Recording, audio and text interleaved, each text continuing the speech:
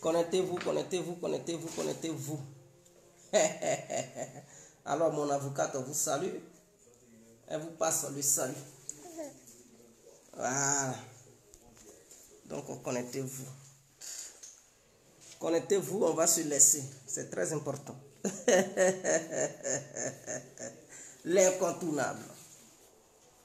Connectez-vous, partagez le direct, partagez le direct, partagez le direct parce que hein, je suis assis tout simplement, mais j'aimerais éclairer la lanterne parce que je vois des inepties sur la toile et c'est inacceptable. Hein? Je ne peux pas concevoir que des gens ternissent l'image du président Laurent Gbagbo sur la toile. Donc il faudrait qu'on mette les points sur les i. C'est de ça qu'il s'agit. Voilà pourquoi je suis là ce soir. Je ne vais pas durer. Ça sera une courte vidéo. Voilà. Hugo Balou, big up à vous. Alors donc on commence. Peut-être d'autres regarderont le direct après sa finition. Luc Gay, big up à vous. Que 20 séries, big up à vous. Alors, mon avocate vous salue. Elle vous salue, elle vous salue, elle vous salue. Oui, il faut saluer, il faut saluer. Tu vois, bébé, bébé ici. Salut-les. Voilà, donc elle vous salue. C'est celle qui défend les dossiers perdus. Hein? C'est elle qui défend les dossiers perdus. Elle vous salue. L'incontournable. Alors, donc on revient à nos moutons. Bonsoir, bonsoir à tous et à toutes. Pour tous ceux qui ne me connaissent pas, je suis l'incontournable guerre complet tout terrain, l'homme dont on parle, l'homme qui n'a pas fourreau aux yeux, l'homme qui ne marche pas seulement. Vous pouvez aussi m'appeler devant la vie. L'homme n'est rien, gouverneur italien, docteur Mondon, appelez-moi Boum Boum, laisse-moi mourir 5 plein droit, el padrino, camari des ou la moucha. Alors nous voilà à nouveau devant cette caméra pour éclairer la lanterne et faire comprendre aux uns et aux autres hein, ce qui se passe. D'autres me demandent d'aller à la source, mais je suis même moi-même la source. D'aller chercher quelle source encore? Laissez-moi rire. L'incontournable. Alors, il s'agit ici du cas de Guillaume Soro. Parce que je vois les soroïstes s'agiter sur la toile, accusant son excellence, M. Laurent Gbagbo, d'avoir signé un deal avec le président Alassane Ouattara dans le seul but de permettre à Laurent Gbagbo hein, de lever cette restriction juridique qui pèse sur lui et lui permettre de participer aux élections présidentielles de 2025. Donc, à ce titre, les soroïstes disent que Laurent Gbagbo aurait signé un deal avec Alassane Ouattara pour aider Alassane Ouattara à arrêter Guillaume Soro. Et en retour, Alassane Ouattara va lever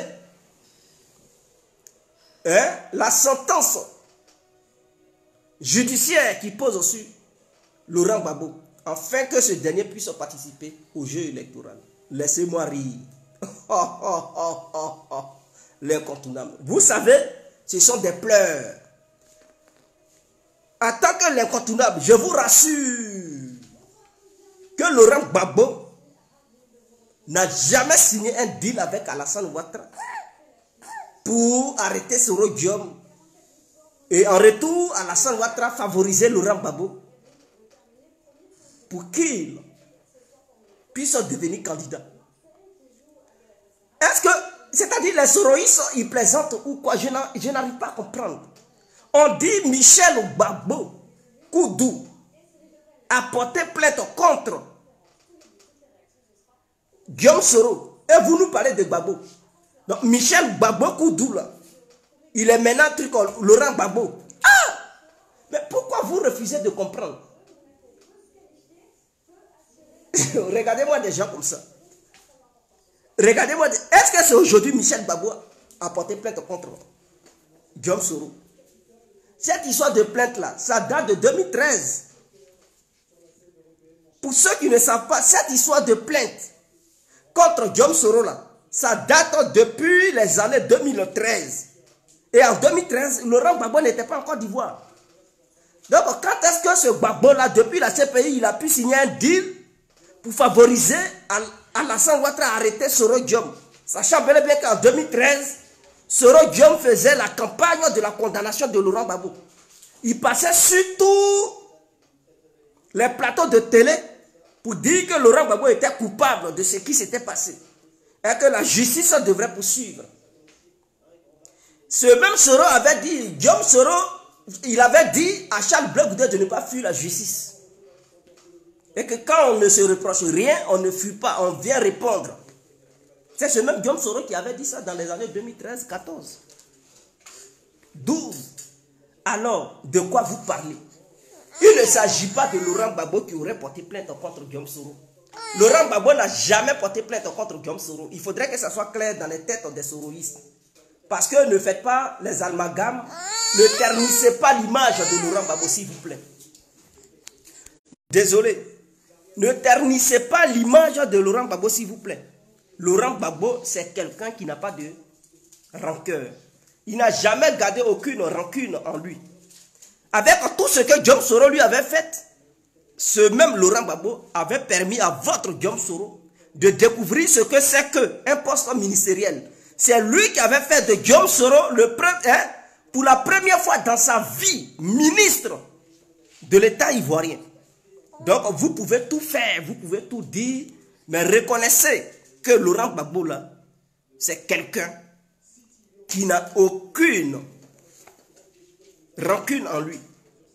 La rancœur ne figure pas dans son cœur. Les dossiers dont on parle, il s'agit du fils de Laurent Gbagbo. Il n'est pas... Michel Gbagbo n'est pas un enfant. Il est maintenant un adulte. Il est même grand-père parce que sa fille a déjà fait 2 enfants. Michel Gbagbo que vous voyez là, il a une fille qui a déjà mis au monde 2 enfants. Donc lui là, il est grand-père. Ce n'est pas un enfant. Ce n'est pas Laurent Gbagbo qui le manipule. N'oubliez pas que ce même Michel Gbagbo là, il est professeur à l'université de Cocody, c'est-à-dire il enseigne des Ivoiriens qui demain vont devenir des cadres du pays. Donc lui qui transmet son savoir à la jeunesse ivoirienne, vous pensez que son père encore le manipule? Laissez cette histoire. Gbagbo n'a en aucun cas manipulé Michel Gbagbo. Loin encore, Alassane Ouattara n'a jamais manipulé Michel Gbagbo. Michel Gbagbo est dans son plein droit de poursuivre Guillaume Soro pour que Guillaume Soro puisse lui expliquer ce qu'il avait fait le 11 avril 2011 pour qu'il puisse procéder à un enlèvement, à une torture et à cette séquestration violente envers sa personne. C'est de ça qu'il s'agit. Donc, Soro Diom doit venir répondre de ses actes. J'ai vu les avocats de Guillaume Soro dire que Guillaume Soro était dans l'exercice de ses fonctions. Donc, l'immunité le protégeait. En ce titre, on doit annuler la poursuite. Il ne devait pas être poursuivi parce que tout simplement, il était dans les exercices de ses fonctions. Laissez-moi rigoler en 2011.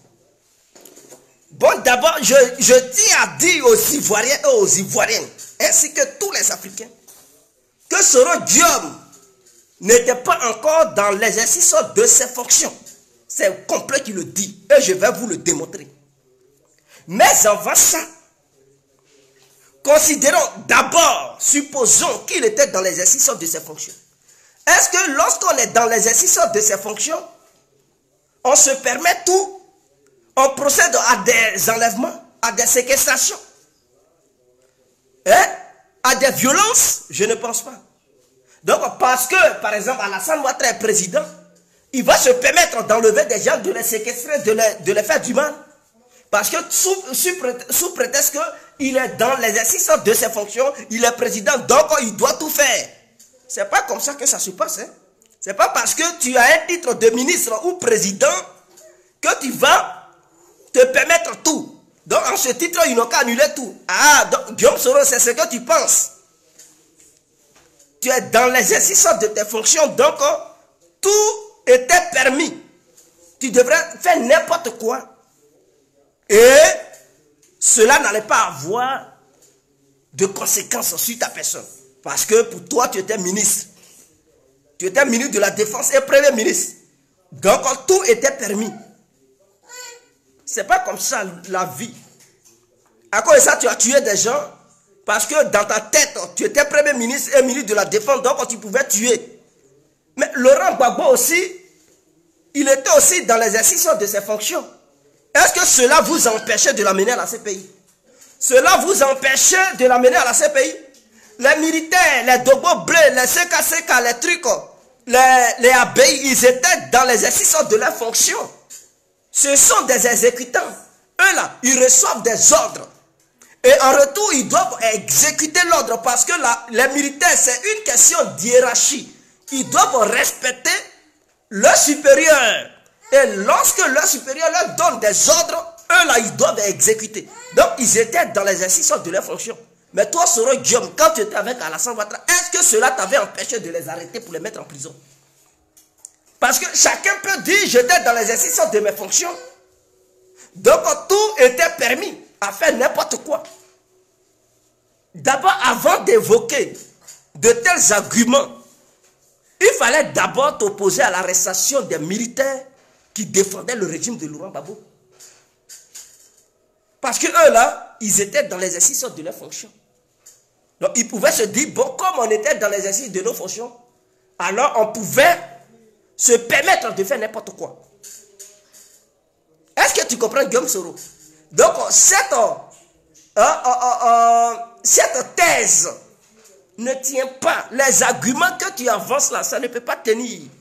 Tu dois répondre. Maintenant, pourquoi je dis Soro Guillaume n'était pas dans l'exercice de ses fonctions? Avant les élections présidentielles de 2010, Soro Guillaume n'était plus ministre, le premier ministre de la Côte d'Ivoire. Est-ce que vous comprenez? Soro Guillaume n'était plus premier ministre de la Côte d'Ivoire. Parce qu'il s'agissait de faire une nouvelle élection.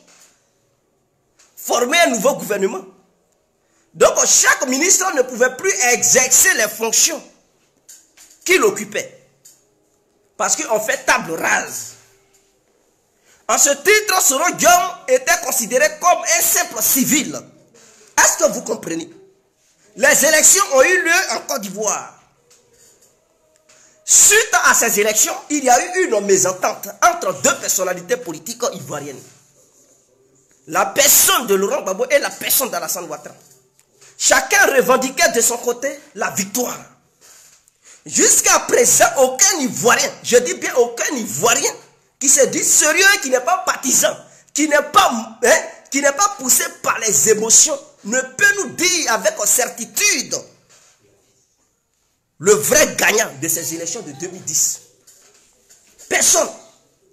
Parce que le fait de dire que c'est tel qui a gagné, Gbagbo qui a gagné, c'est Ouattara qui a gagné, c'est que tu es sûr de toi, que tu es capable de nous donner les résultats ville par ville, région par région, pour que le peuple ivoirien puisse prendre connaissance de ça. Pour dire, ah, telle ville, il y a eu un tel pourcentage pour tel candidat. Et donc, lorsqu'on calcule tout, on considère, ou bien lorsqu'on calcule tout, on conclut que tel candidat avait gagné face à tel candidat. Jusqu'à aujourd'hui, aucun Ivoirien ne sait cela. Vous prenez le nord jusqu'au sud, l'est, l'ouest, en traversant le centre, vous ne pouvez pas nous dire avec certitude le pourcentage de chaque candidat dans les différentes villes et régions. Est-ce que vous comprenez même? La communauté internationale a proclamé ce jour-là Alassane Ouattara comme vainqueur. Le président du Conseil constitutionnel, qui était Paul Yaoundé, a proclamé de son côté son excellence, M. Laurent Gbagbo. Les Ivoiriens ne comprenaient plus rien. D'autres pensaient que Laurent Gbagbo avait gagné, d'autres pensaient qu'Alassane Ouattara avait gagné. Mais dans tout ça, on ne savait pas sur qui se basait pour dire aujourd'hui là, c'est lui là qui est notre président légitime. Parce que pour être légitime, il faut prêter serment devant le peuple. C'est ce que Soro Diom oublie. Pour être légitime là, il faut prêter serment devant le peuple et au palais présidentiel. C'est là-bas on prête le serment. Dans le cas contraire, si tu ne veux pas prêter le serment au palais présidentiel, tu peux choisir un autre endroit. Mais il faudrait que le document sur lequel tout président ivoirien qui aimerait gouverner le pays s'appuie pour prêter serment, il faudrait que ce document-là soit là, ce jour-là. Et il y a une chaîne qu'on met à ce dernier-là, lorsqu'il finit de prêter serment, on lui porte une grosse chaîne pour dire devant la nation, on te reconnaît en tant que le président légitime du pays, tiens les documents du pays. Aujourd'hui, le pays est dans tes mains. Le pays est entre tes mains, tu dois surveiller l'intégrité territoriale du pays et la sécurité des personnes qui y vivent. Est-ce que vous comprenez? En 2011, le 11 avril 2011, Soro Diom, tu peux prétendre que tu étais dans l'exercice de tes fonctions, mais sache que Alassane Ouattara n'avait pas encore prêté serment devant les Ivoiriens tout entiers. Hein? Et celui qui incarnait le Conseil constitutionnel, il s'appelait Paul Yaoundé. Il n'avait pas encore accordé ce serment-là à Alassane Ouattara. Donc aux yeux des Ivoiriens, le 11 avril 2011, Alassane Ouattara n'était pas encore le président légitime du pays.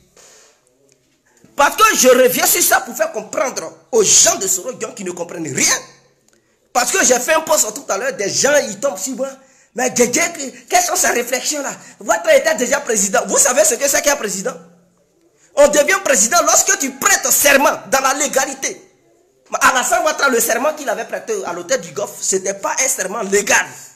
Voilà pourquoi plus tard, ce même Alassane Ouattara a demandé à Paul Yaoundé de lui faire prêter le serment légal qui allait lui permettre d'être reconnu aux yeux du peuple ivoirien en tant que le président légitime. Est-ce que Paul Yaoundé a fait prêter le serment à Alassane Ouattara? Oui ou non?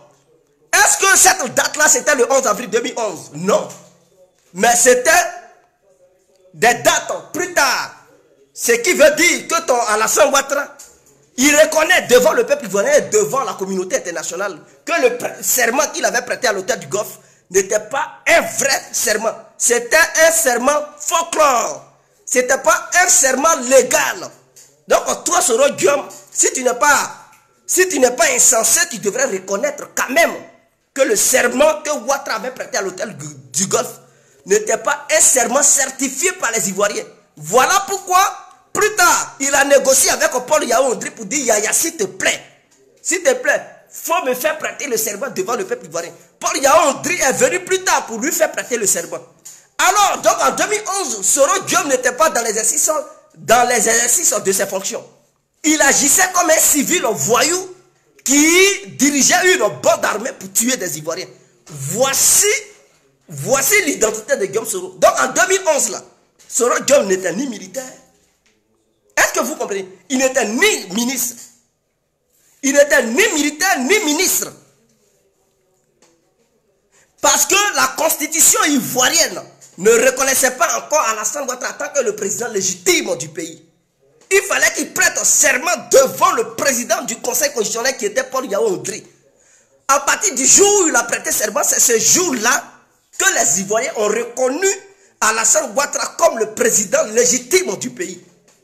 Mais avant ce jour-là, Alassane Ouattara n'était pas encore reconnu comme le président légitime. Donc, Soro Diom, il n'était ni ministre, il n'était ni militaire. Il agissait en tant que qui? Il donnait des ordres aux militaires, aux rebelles, en tant que qui?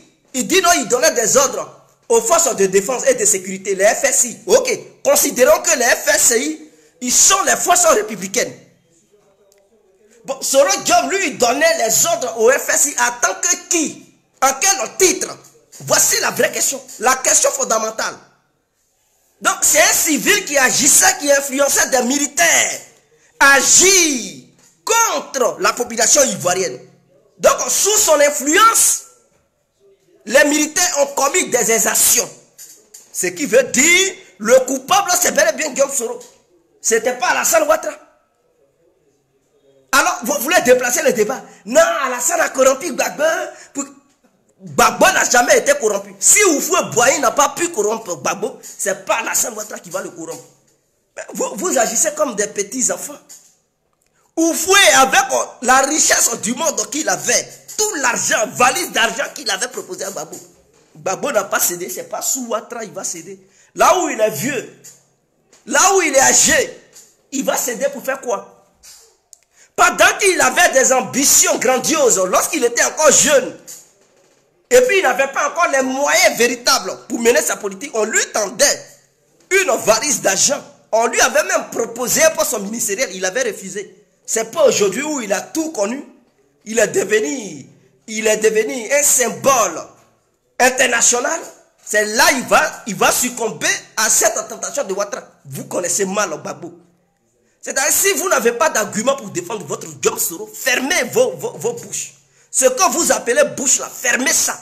Parce que nous, on sait de quoi on parle. Lorsqu'on sort, on sait de quoi il s'agit. Guillaume Soro avait agi en tant qu'un rebelle, un bandit. Parce qu'il était considéré comme un simple citoyen qui donnait des ordres à des militaires à faire ceci ou cela. Donc il était dans une imposture rébellienne. Il doit venir justifier cet enlèvement, cette séquestration et torture. Il reprochait quoi à Michel Gbagbo? Est-ce que Michel Gbagbo était politicien en 2011?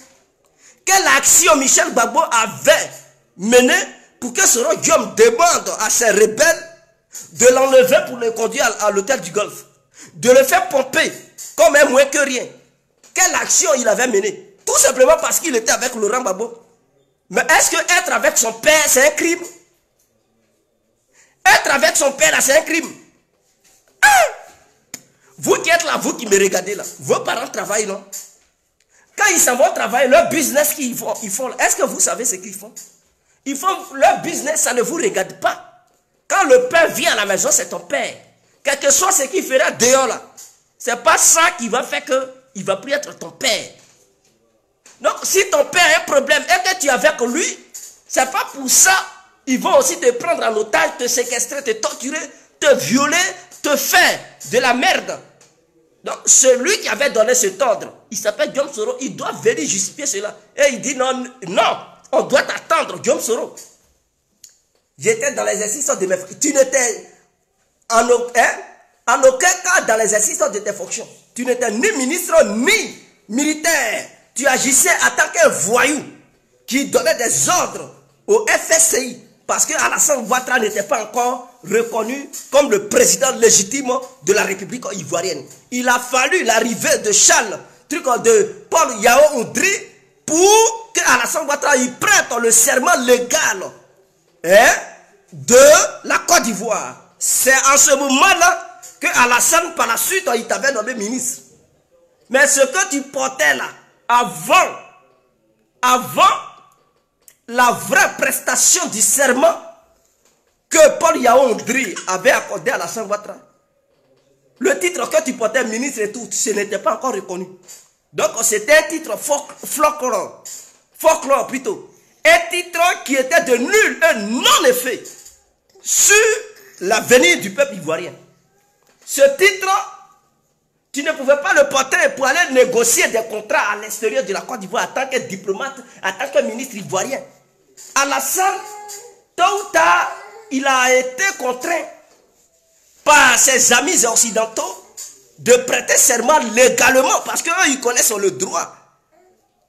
C'est eux qui ont dit à Alassane Ouattara, il faut demander à Paul Yao Ondri de venir pour que tu puisses prêter serment légalement devant le peuple. Sinon, si tu ne fais pas ça là, le peuple ne va pas te reconnaître et la guerre risque de continuer. Voilà pourquoi il a fait.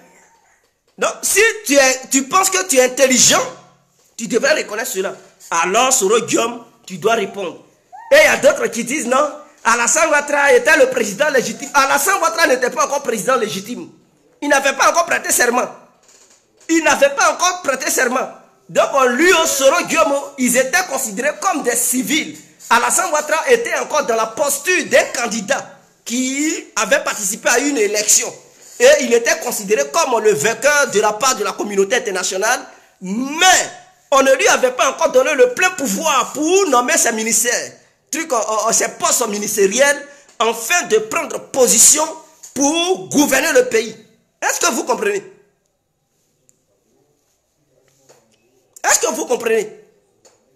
Donc voici un peu ce qui est clair. Ceux qui n'ont rien à dire, qui hésitent, ta mère, ils peuvent envoyer des arguments. L'incontournable, bien compris, il est devant vous. Vous voulez parler de trucs de droit, exercice de ses fonctions, mais amener des arguments. Au lieu de dire, ta mère, tout simplement, vous n'avez aucun argument et vous savez que ce que l'incontournable, bien compris, il dit, c'est une vérité absolue. Et personne ne peut démontrer le contraire. Personne ne peut démontrer le contraire. Et donc, quand vous dites Alassane Ouattara était le président qui donnait les ordres, non, Alassane Ouattara n'était pas encore le président qui donnait des ordres. Bon, d'autres vont dire non, il a donné ordre pour que IB soit truc. Mais cette affaire-là, ce n'est pas une question d'IB. Hein. On parle de Michel Gbagbo et vous confondez. D'autres disent non, est-ce que ce n'est pas lui qui donnait des ordres pour que IB soit atteint?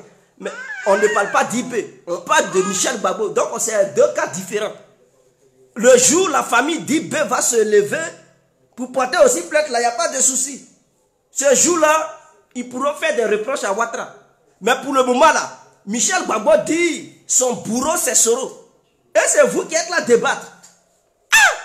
C'est-à-dire, tu es une victime, tu reconnais ton bourreau, tu le poursuis. Et ce sont les gens qui sont à côté là, qui disent, ah, tu es corrompu. Ah! Corruption là. C'est qui là? Ou bien vous n'avez pas vu les vidéos circulent, les photos sont là. Ou bien c'est une affaire que Michel Gbagbo a inventé, il n'a rien inventé. C'est une vérité absolue. C'est un fait palpable où il y a des preuves tangibles qui attestent bel et bien que ce monsieur a été séquestré, il a été enlevé et torturé. Maintenant, qui avait revendiqué d'être le père de ceux qui ont séquestré Michel Gbagbo? Mais je vous demande, parce qu'Alassane Ouattara, il dit, c'est pas lui qui est le propriétaire, il n'est pas le chef. Ouattara dit qu'il n'est pas le chef. Lui, il a trouvé des gens, il travaille avec eux. C'est des gens, c'est-à-dire, ce sont des Ivoiriens, il a trouvé sur place. Il travaille avec eux, c'est tout. Mais est-ce que c'est lui qui les a armés? Soro Guillaume, il passait sur toutes les chaînes pour dire que c'est lui qui a armé les rebelles. Il disait que c'est lui qui était le chef rebelle. Il disait que c'est lui qui était le patron de la rébellion. Il a écrit même un gros bouquin où il a justifié cela. Il dit parce qu'il ne portait pas de boubou. On ne lui permettait pas de manger qu'un bateau. Voilà pourquoi il a pris les armes. Alors, et vous voulez détourner les trucs. Mais ce que Soro Guillaume lui-même, il a revendiqué, vous voulez dire que ce n'est pas lui. Il dit qu'il est le patron des Kone Zakaria, des Ouattao, des Morou Ouattara. Et ce sont les Morou Ouattara, les Ouattao, les Kone Zakaria là, qui ont séquestré Michel Gbagbo, qui ont torturé Michel Gbagbo, qui ont enlevé Michel Gbagbo. Maintenant, vous ne voulez pas qu'on porte la responsabilité sur Soro. Ah! Vous êtes sérieux là? Êtes-vous sérieux? Êtes-vous sérieux? Quittez dans ce débat là, ça vous dépasse. Soro va répondre. D'autres disent Guégué, tu as trop la haine. Ce n'est pas une question de haine. Hier, quand Gbagbo et Blé Goudé étaient à ces pays-là, est-ce que vous aviez dit que les gens du RADP avaient la haine? Vous étiez heureux, non? N'est-ce pas vous qui étiez dans les rues d'Abidjan pour dire qu'il ne faut pas que Gbagbo va revenir? Gbagbo n'a qu'à être condamné à mort. Est-ce que vous avez dit quelque chose? Vous étiez là les soutenir. Maintenant, le cas de Guillaume Soro arrive. Ah, vous avez la haine, hein? Réconciliez-vous. Bassalon. On ne va pas se réconcilier avec Guillaume Soro. Il va subir la rigueur de la justice. Là où il est, là, il va répondre. Il est en Turquie. Mais il sera pêché là-bas comme un fruit malpropre. Et il sera jugé comme il se doit. Mimi, ça va? Mimi? Je viens.